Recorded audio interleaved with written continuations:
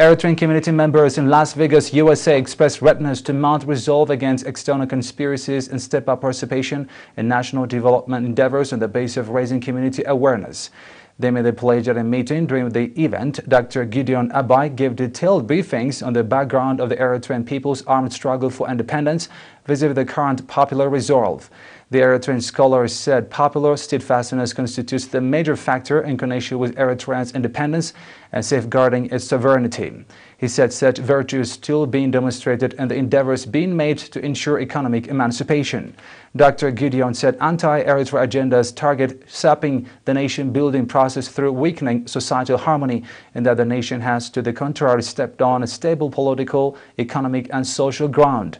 The participants of the meeting expressed appreciation for the development accomplished being registered in the homeland and said they would enhance role in state affairs. There are 30 schools ranging from kindergarten to high school level in Abay subzone, in addition to 11 educational facilities that target children who couldn't attend school at the right age and some 23 adult education stations.